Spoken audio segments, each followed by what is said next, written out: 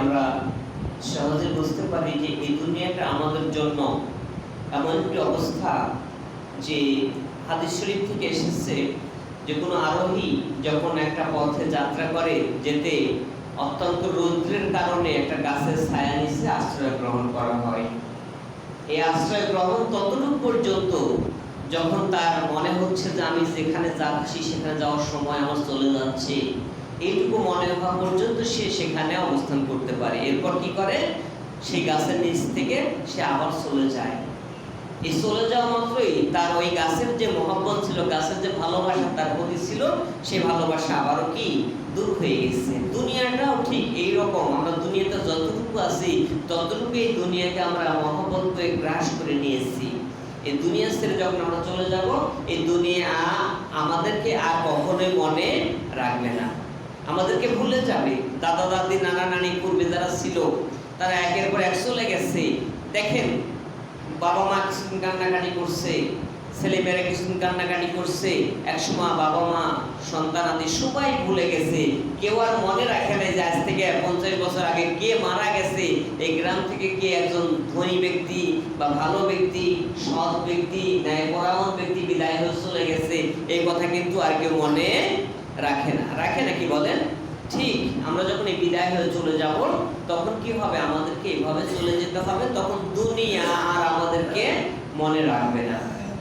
কারণ এই দুনিয়াটা হচ্ছে যারা ঈমানদার তাদের জন্য কঠিন সাজার জায়গা, দুজকখানা, জেলখানা। আর কাল কিয়ামত হবে তাদের জন্য জান্নাত। আর যারা কাল কিয়ামতের জান্নাতকে হারাম করে দিয়েছে, এই দুনিয়া তারা জান্নাত ক্রয় করে নিয়েছে, তাদের জন্য অত্যন্ত ভয়াবহ।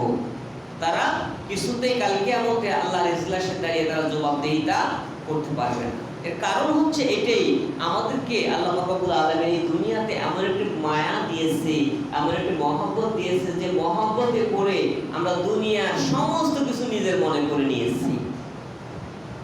গাড়ি আমার, বাড়িটা আমার, ছেলে সন্তান আমার, অমুক আমার, তমুক আমার, আমি এই, আমি ওই, আমি সেই, ইত্যাদি ইত্যাদির বর্ণনা দিতে দিতে নিজেকে এতটাই বড় মনে হয় যে আসলে নিজে বড় নয়। এই কথা আমরা একবারও কেউ স্বীকার করি না। ইখলাকুদ দুনিয়া, আমরা হচ্ছে জগতের, লেখক এই কথাটা বলেছে, আমি বলছি না, যে জগতের কুকুর। যারা অত্যন্ত লোভী, একটা কুকুরকে এক পাশে খেতে দেন, আরেকটা কুকুর যদি এসে দেখে, সে তো বুঝতে পারছে যে ওখানে ও খাচ্ছে, আমার ওখানে যাওয়া যাবে না, কিন্তু এরপরও কি করবে, ওখানে হামলা করেই ছাড়বে। যতক্ষণ পর্যন্ত হামলা না করতে পারবে ততক্ষণ পর্যন্ত সে ওখান থেকে আর যাবে না, একের পর ওখানে হামলা করতেই থাকবে। এরপর আরেকটা কুকুর যদি আসে, সেও ওই জায়গায় হামলা করতেই থাকবে। ঠিক নেশার আমাদের মধ্যে পরিবর্তন আর কিছুই বোঝা যায় না। কারণ আমরা এতই লোভী হয়ে গেছি, এতই লোভ পিপাসু হয়ে গেছি, যে দুনিয়া যদি সমস্ত আমাদেরকে দিয়ে দেওয়া হয়, এরপরেও আমাদের তৃষ্ণা মিটবে না। আমার যত কিছু আছে, তারপরেও আমার ধান্দানে আরো কিছু পাইলে আমার ভালো হতো। যার একখানা গাড়ি আছে, দুইখানা গাড়ি আশা করে। যার একতলা বাড়ি আছে, দুইতলা বাড়ি আশা করে। যার দুইতলা বাড়ি আছে, সে তিনতলা বাড়ি আশা করে। মিসালের মধ্যে এমন এসেছে যে, হে পৃথিবীর মানুষ, তোমাকে সমস্ত কিছু দিয়ে দেওয়া হলো, সমস্ত দেওয়ার পর যদি তোমার কাছে তোমার জীবনটা ছেড়ে নেওয়া হয়, তাহলে তোমার লাভ কোথায়? বলে, আমার লাভ তো নাই। তো লাভ নাই, তো এর পিছনে ছোট কেন? একজন ব্যক্তিরে বলা হয়েছে যে, বাবা, তুমি যখন দুনিয়াকে এতটাই আপন করে নিয়েছো, উইদাউট পারমিশন দিচ্ছি তোমাকে। সেটা হচ্ছে কি, তুমি রাস্তা দিয়ে একটা কোদাল হাতে নিয়ে যেতে শুরু করবে। যাত্রা পথে যতগুলো জমিতে তুমি দাগ কাটতে পারবে, চিহ্ন করতে পারবে, সমস্ত জমি তোমার দিয়ে দেওয়া হবে। সে এই কথা যদি কাউরে বলা হয়, সে কি খুশি হবে না রাগ করবে? আমার মনে হয় সে খুশি হবে, কারণ 1 বিঘা জমি কিনতে গেলে 8-10 লাখ টাকা লাগে, আর একটা কোদালে কুপতে চিহ্ন করতে পারলে সেটা আমার।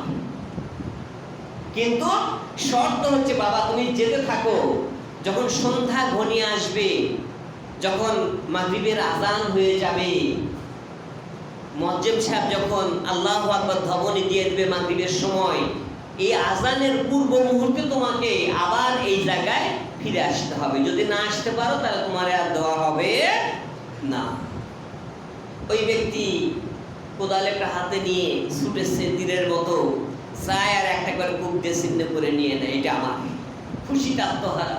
এরপর আরেকটা তো চলে যায়, সেখানে একটা কূপ দিয়েছি, এটাও আমার। যত বড় দাগ সামনে পায় সেটাই আমার। এইভাবে যেতে যেতে সামনে যতই যায়, আল্লাহ রাব্বুল আলামিন দুনিয়ার লোভ তার মধ্যে এতটাই ঢুকিয়ে দিয়েছে, সামনে যতই যায় ততই ভালো লাগে। এটা নিয়েই এতটুকু ছেড়ে দেখে হবে, আরেকটা কোপ দিতে পারলে আরেকটা বেশি হবে। এই করতে করতে এত দূরে চলে গেছে, সে ভুলে গেছে যে আমাকে মাগরিবের আযানের পূর্ব মুহূর্তে ওই জায়গাতে আবার ফিরে যেতে হবে। এই কথাটা তার আর তখন মনে নেই। হঠাৎ করে মনে পড়লো, সর্বনাশ, আমাকে তো ফিরে যেতে হবে, ফিরে না গেলে তো আমাকে দেওয়া হবে না। যখন মনে পড়েছে তখন সে আবার কোদালটা ঘাড়ে নিয়ে দৌড়াচ্ছে। আসতে আসতে যেখান থেকে সে ছুটেছিল ওই জায়গায় এসে পড়েও গেছে, মারাও গেছে। হাজিরিন, শয়তান আমাদেরকে এমন ওয়াসওয়াসা দেয়, এমন চক্রান্ত দিয়ে দেয়, সমস্ত দুনিয়া যদি আমার নামে হয়ে যায় আমি বড় হয়ে যাব। কিন্তু আল্লাহ রাব্বুল আলামিন বলে, তোমাকে সময় দিয়েছিলাম, মাগরিবের পূর্বে তোমারে ফিরে আসতে বলেছিলাম, ওই সময় যদি না আসতে পারো আমার কাছে তুমি গ্রহণযোগ্য হবে না। আল্লাহ রাব্বুল আলামিন এই দুনিয়াতে যখন আমাদেরকে পাঠিয়ে দিয়েছেন, তখন মাতৃগর্ভে থেকে শুরু করে আমাদের একটা আয়ু নির্ধারণ করে দিয়েছে, এতদিন তুমি দুনিয়াতে থাকবা, এতদিন খাবা, এতদিন পড়বা, সমস্ত কিছু দুনিয়ার নাজ নিয়ামত ভক্ষণ করবা। এমন একটা সময় হয়ে যাবে যখন আমি আল্লাহ রাব্বুল আলামিন তোমার ডাক দিয়ে দেব, ডাকের সঙ্গে সঙ্গে আমি আল্লাহর কাছে তোমাকে আবার ফিরে আসতে হবে। মনে করো না ওই জমি দখলের মতো সমস্ত দখল করে নিবে, ওইগুলো তোমার দুনিয়াতেই পড়ে থাকবে। আমি আল্লাহর কাছে আসার জন্য তোমার আমলটাই যথেষ্ট হয়ে যাবে। বলুন সুবহানাল্লাহ। যতই আছেন টাকা পয়সা গাড়ি বাড়ি, একটাও কে নিয়ে যেতে পারে না। অদ্যবধি পর্যন্ত পারে নাই, কাল কিয়ামতের সুবহ সাদিক পর্যন্ত পারবে না, কারণ বাদশাকে পারমিশন দিয়েও নিতে পারে নাই। ও বন্ধুগণ, লক্ষ্য করলে দেখা যাবে আমি আপনি যখন হাত শেষ হয়ে যাবে, নিঃশ্বাস বাহির হয়ে চলে যাবে, আদরের সন্তানটা চলে আসবে। আদরের সন্তান তখন অন্য গ্রামবাসীকে ডেকে ডেকে বলবে, আর তো বেশি সময় রাখা যাবে না, ওই খাটটা থেকে তাড়াতাড়ি আমার বাবারে নামিয়ে দাও। কি বলবেন কিনা বলেন? সন্তান পিতাকে তখন আর রাখতে চাইবে না, গ্রামবাসীকে ডেকে ডেকে বলবে, আমার গ্রামবাসী, আমার বাবা তো মারা গেছে, এটাই পৃথিবীর নিয়ম। আল্লাহ তাআলা মহাগ্রন্থ আল কুরআনুল কারীমের মধ্যে বলেছেন, কুল্লু নাফসিন যায়িকাতুল মাউত, এই কথাই তো সত্য।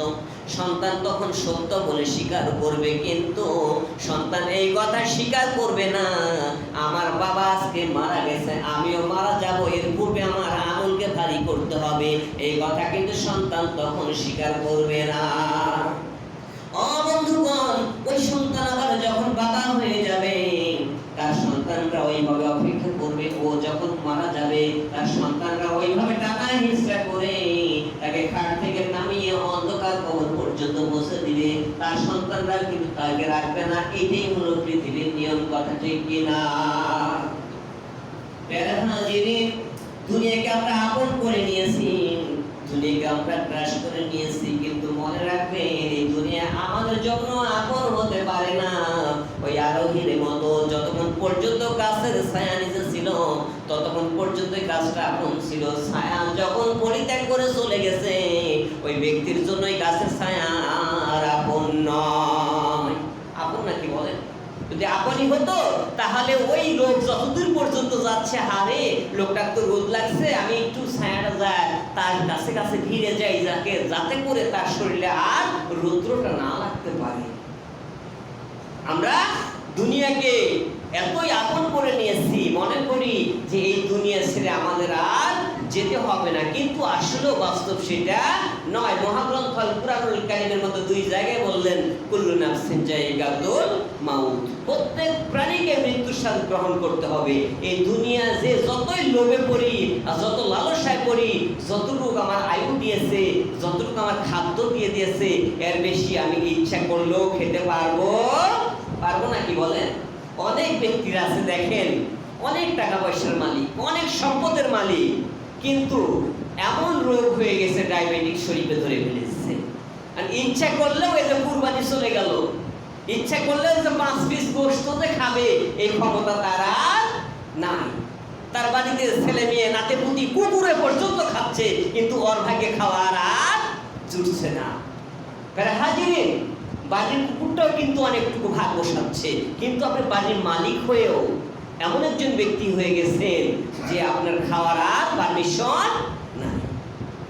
হাজিরিন, আল্লাহ পাক রব্বুল আলামিন এর চাইতে আরো কি দৃষ্টান্ত আমাদের সামনে তুলে ধরবে।